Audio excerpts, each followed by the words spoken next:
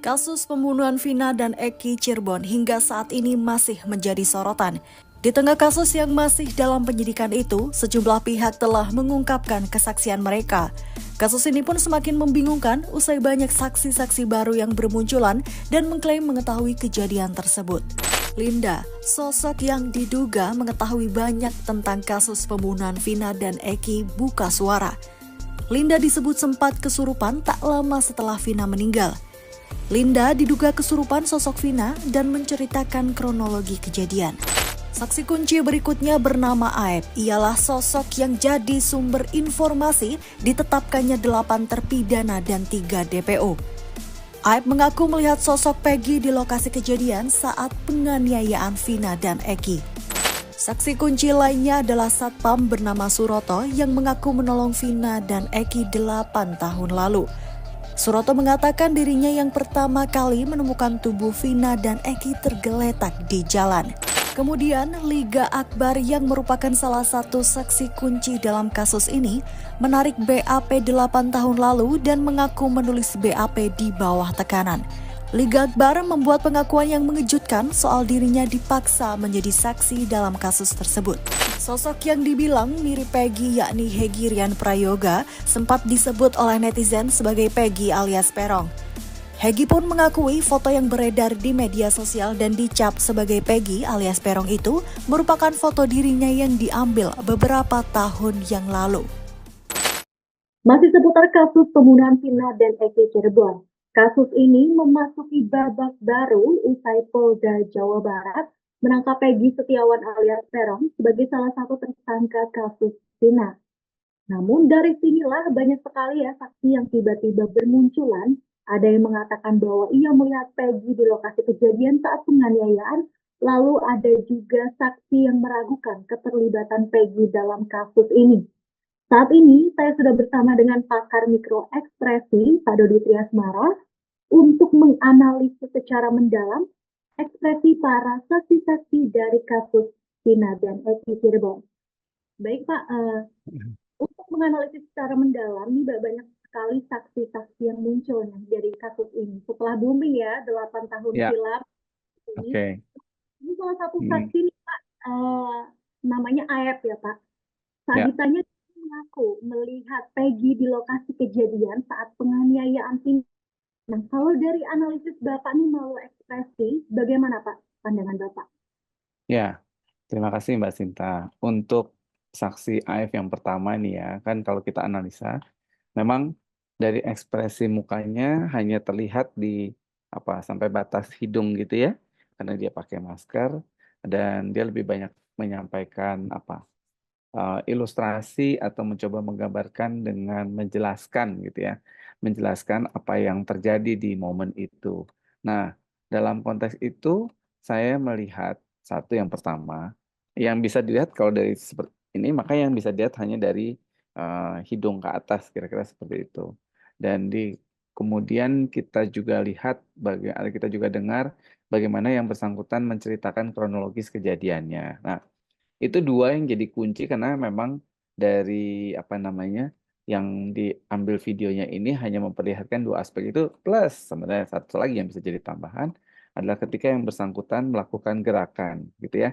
Bagaimana dia yang bersangkutan menyampaikan gerakannya, terus kemudian ya gerak ininya posturnya dan segala. Nah, yang menjadi catatan dari saksi AF ini kalau saya telaah lagi dari video yang sudah diberikan, maka ada beberapa hal yang menarik di sini. Yang pertama, eh, jadi beberapa frase kata yang digunakan, gitu kan ya, beberapa kata yang digunakan itu lebih bicara, nah dia kebetulan gitu ya, kebetulan lagi di warung, terus kemudian itu yang di awal dia sampaikan, terus kemudian eh, dan ketika dia menyampaikan itu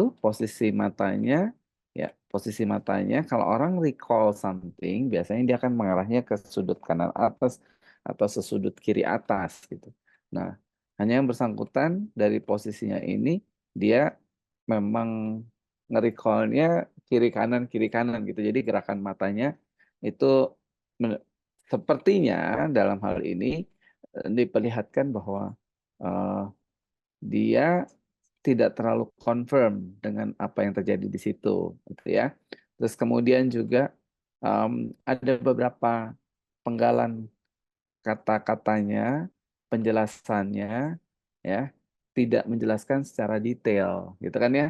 Jadi kalau memang dia melihat berada di lokasi itu benar-benar dan kemudian dikonfirmasi kalau tidak salah di bagian terakhirnya ya saya sebenarnya sih nggak terlalu jelas ya. Nah itu ya. Jadi um, dari sequence itu yang kemudian bisa kita analisa, jabarkan kalau memang yang bersangkutan memang ada di lokasi atau siapapun yang ketika memang berada di satu situasi keadaan seperti Mbak Sinta misalnya melihat satu sebuah kejadian dan ada di lokasi itu, Mbak Sinta kemungkinan besar bisa menjelaskan secara lebih detail ya. Ada apa, momennya di mana, lokasinya di mana, gerakannya apa, misalnya seperti itu. Kalau dia tidak terlalu jelas atau memang gelap ya, kondisinya gelap ya, berarti kan ada keterbatasan penglihatan. Kira-kira gambarannya kira-kira itu aja Mbak, dari tiga aspek itu. Baik, Pak. Jadi kalau menurut Bapak ini dia agak meragukan ya keterangannya, jadi masih meraba-raba gitu ya, Pak ya? Ya, ada beberapa diksi atau kata yang digunakan kayaknya ya gitu. Jadi eh, ketika menyampaikan informasi itu memang perlu dijelaskan dan dia bisa menceritakan dengan runut atau bahkan ya mungkin tidak harus runut tapi detail-detailnya itu yang nanti akan bisa dikonfirmasi atau terkonfirmasi lagi. Kira-kira Baik, begitu Mbak Sinta. Hmm. ya, baik. Masih berkaitan dengan saksi ahli, ini kebalikannya nih, Pak Suroto nih. Pak Suroto ini kan Ya, juga salah satu saksi yang dia mengaku adalah dia yang menemukan pertama kali tubuh Vina dan Eki ya, tergeletak nih. Dan beliau ini yang dari saya lihat nih waktu wawancara atau interview dengan wartawan ini dia bisa menjelaskan dengan detail Pak bagaimana posisi tubuh Vina, bagaimana kondisinya dan bahkan beliau ini juga mengaku ikut ke rumah sakit mengantarkan korban gitu kan. Kalau menurut Pak ya. Dodi analisa dari gerak-gerik kemudian cara bicara, mimik muka ini bagaimana Pak? Ya, menarik. Jadi tadi udah jadi tahu ya baseline-nya ya. Jadi apalagi di sini Pak Suroto posisinya dia tidak menggunakan masker gitu kan ya. Terus kemudian juga terlihat gerakan-gerakan yang lebih natural kalau saya melihatnya. Terus kemudian betul sekali bahwa yang bersangkutan atau Pak Suroto ini bisa menceritakan dengan cukup detail ya berapa langkah, terus kemudian posisinya seperti apa, terus kemudian suara apa yang disampaikan gitu kan ya. Jadi kata-kata apa yang disampaikan uh, bisa dan ketika dia menceritakan itu, saya yang menarik juga berikutnya kita bisa lihat mengkonfirmasi bahwa ya dari gerakan matanya pun dia mengkonfirmasi coba mengingat kembali gitu ya, memvisualkan itu. Nah, itu yang um, ya kalau dibilang dan ketika dia juga ada dibawa ke lokasinya itu dia bisa menggambarkan dengan jelas ini posisinya ada di mana gitu ya dan eh, lihat kelihatan dari gerakan matanya dia banyak melihat ke atas sambil berusaha mengingat-ingatnya recall the information yang itu dan gerakannya apa kata-katanya ketika bagian yang sangat tidak mengenakan pun dia kelihatan perubahan ekspresi wajahnya sedih, takut gitu kan ya karena dia kemudian jadi orang yang memperhatikan atau mengalami itu dan kemudian dimintai keterangan untuk perihal itu. Kira-kira gitu Mbak Sinta. Jadi memang agak berbanding terbalik ya Pak dari analisa Ya, dari ya, si Aib dan Pak Suroto ini ya. ya, Kemudian ada saksi juga yang tiba-tiba muncul nih Pak di tengah gemparnya kasus ini namanya Hegi. Jadi Hegi ini ya, fotonya sebar ya Pak, dibilang kayak kayaknya sepertinya Hegi ini si Peggy gitu. Dan dia sempat diminta keterangan juga dan dia ya, seperti membantah gitu. Kenapa tiba-tiba saya terlibat gitu kan. Kalau ya, dari pandangan Pak Dodi, bagaimana ekspresi muka dari si Hegi ini Pak? ya. Si Mas Hegi ini menarik lagi. Ini agak sekuensnya agak berbeda ya. Jadi Hegi ini kelihatan mukanya apa? eh, takut gitu ya karena gitu kan. Jadi dari matanya itu yang cukup pupilnya membesar, terus kemudian mulutnya juga itu. Jadi ketika dia menceritakan itu dia posisinya ini dengan posisi sebenarnya takut karena dia juga kan apa diliput ya sama awak media. Artinya dia kan akan jadi apa berita nasional, dia khawatir juga, ada perasaan khawatir di situ muncul secara gerakan mata, terus kemudian mulutnya, ngomongnya bicaranya juga eh, ya itu ya di luar juga dia menurut dia mengalami atau menerima beberapa threaten gitu ya, ancaman gitu. Nah, em, itu yang kemudian di samping di sisi yang menarik bahwa saya nggak nyangka, so this is on purpose gitu kan. Jadi eh, dia benar-benar terkejutnya lebih karena respon yang masuk ke dia itu di luar ekspektasi dia gitu kan. Jadi eh, kalau dari analisanya itu jadi eh, saya bisa berpendapat bahwa yang bersangkutan mungkin bisa jadi awalnya hanya mau nampilin itu gitu kan ya, tapi kemudian malah jadi berbalik, jadi imbasnya impactnya jadi berbalik ke yang bersangkutan gitu. Dan beberapa hal yang perlu dikonfirmasi ulang kalau kita mau wawancara seseorang itu untuk bisa menceritakan sebuah kejadian reka ulang, itu pertanyaan yang diajukan pun sebaiknya diformulasikan ulang sehingga itu akan bisa menggali lebih lanjut atau menggali lebih jauh lagi apakah yang bersangkutan memang ada di lokasi atau hanya merasa menjadi bagian dan berada di lokasi. Kira-kira begitu Mbak Sinta. Hmm. Jadi kalau Hegi ini lebih ke banyak rasa kekhawatiran dan mungkin kaget ya Pak, kenapa tiba-tiba saya terseret gitu. Jadi kasus ini Ya, ya, ya mungkin ya, eh, dia juga merasa ini ya Pak, kayak, loh kok tiba-tiba saya terseret gitu kan ya Pak. ya, ya. Itu yang dia Sampai apa? Tidak saya, expect ya. iya betul. Nah, Kemudian nah, lanjut ini ke saksi Liga. Jadi Liga, Liga Akbar ini juga 8 tahun yang lalu diperiksa dan dia juga menulis BAP ya. Tapi tiba-tiba beberapa waktu lalu dia menyatakan bahwa ia mencabut BAP-nya, Pak. hmm, Karena dia merasa ketika menulis BAP di 8 tahun silam, dia ini merasa ada tekanan yang mengharuskan dia menulis BAP ini. Kemudian setelah pencabutan BAP tersebut, dia sempat diwawancara. Nah, menurut analisis Pak Dodi ini, bagaimana ekspresi dia ketika menyampaikan hal tersebut? ya. Memang waktunya singkat dan kembali lagi Mas Liga dalam hal ini dia posisinya juga tertutup apalagi terus kemudian pakai topi. Nah, this is what we call it namanya kalau orang tidak mau terlihat apakah gitu kan. Ini salah satu bentuk untuk tidak mau memperlihatkan apakah kalau kalau di sebelahnya kan ada mungkin kuasa hukumnya atau ada siapanya gitu. Itu kan nggak pakai masker, nggak pakai topi bahkan something that trying to fold up atau trying to hold something. Jadi ada informasi atau ya validasi yang dia coba untuk cover supaya tidak terlihat secara baik, secara kelihatan gitu. Karena mungkin bisa jadi sekarang kan orang bisa analisa gitu karena dari wajahnya dan segala macam itu. Nah, itu yang dia coba cover untuk menunjukkan kalau dari kata-katanya gitu atau yang dia sampaikan pilihan kata-katanya itu dia berusaha untuk buat singkat mungkin ya. Em, kalau kemudian jadi em, hidingnya cukup banyak wajah, mulut gitu kan, kepala karena tidak mau kelihatan gerakan ininya dan terus kemudian kata-kata yang digunakan dia hanya pilih yang kemudian kalau kita dengar itu benar-benar ya ya gitu kan. Jadi hanya singkat-singkat saja yang digunakan. Em, ya, nah, nah, terus kemudian mencoba membuatnya dengan posisi netral dengan oh kalau untuk yang motor saya kurang mendalami, gitu ya. Jadi em, loh kalau di refer lagi dalam konteks mendalami ya kemudian apa yang kamu maksud dengan mendalami gitu ya, apa yang kamu maksud tidak. Nah itu yang kemudian bisa digali lebih lanjut dari rekan-rekan yang melakukan interview ya dan berusaha untuk lebih banyak menjawab saya nggak tahu saya ini nggak ngerti gitu ya. Jadi itu yang bisa digali lebih lanjut dari yang bersangkutan. Kira-kira gitu. Ini seakan-akan menghindari ya Pak. Jadi kayak saya tidak Ya, mau terlibat gitu ya Pak. ya, ya betul. Analisanya kurang lebih seperti itu.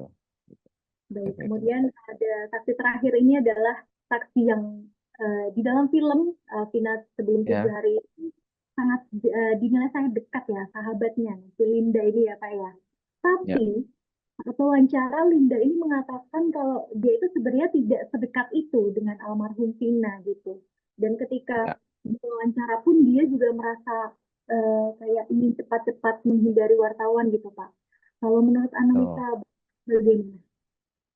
Ya, eh, maka yang terlihat adalah dari awal dia datang yang berusaha menghindari itu, gitu kan ya, kan awak media, terus kemudian itu kalau dilihat dari awal aja dari scene awalnya terlihat sudut eh, sudut matanya itu that's typically that's afraid person ya.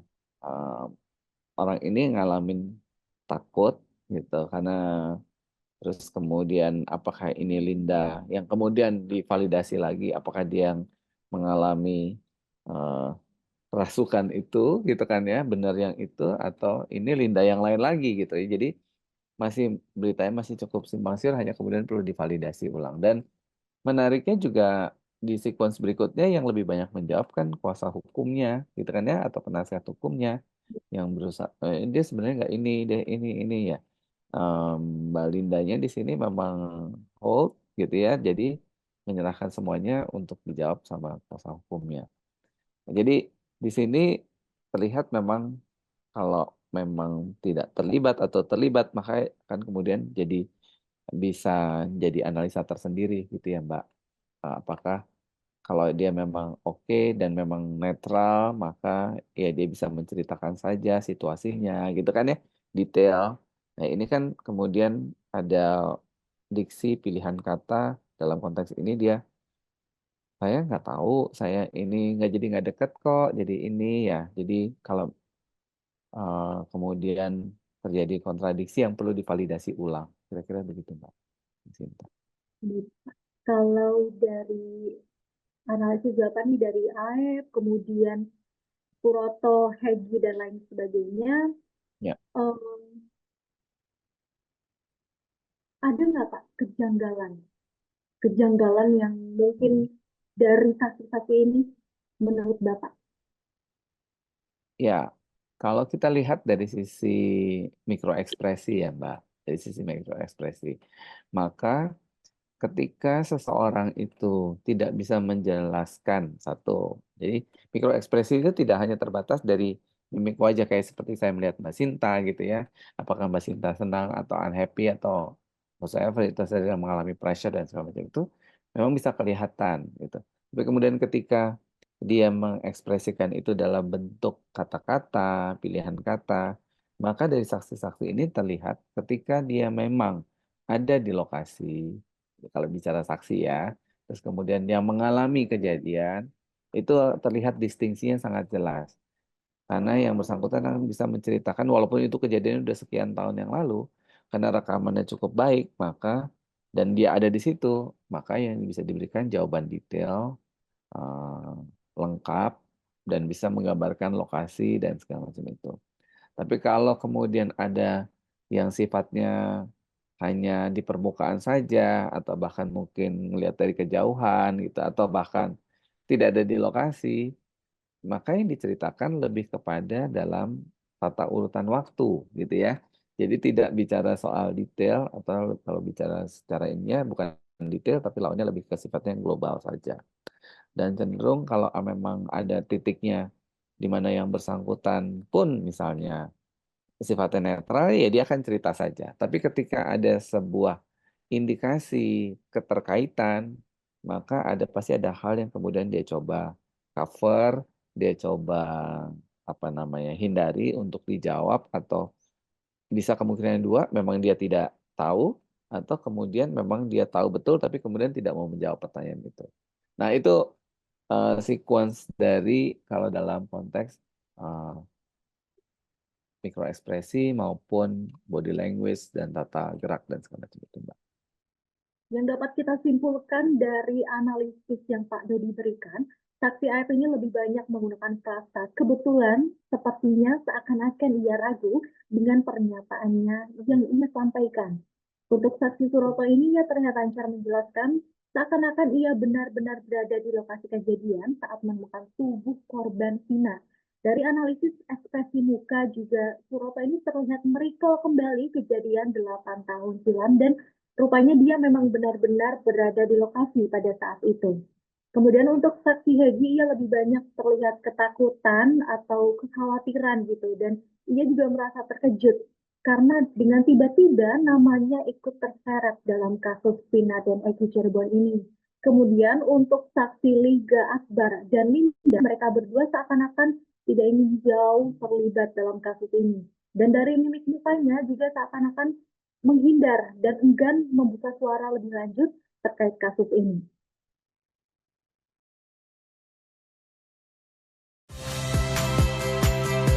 Saya Magister Tarigan. Saksikan program-program Kompas TV melalui siaran digital, pay TV, dan media streaming lainnya. Kompas TV, independen, terpercaya.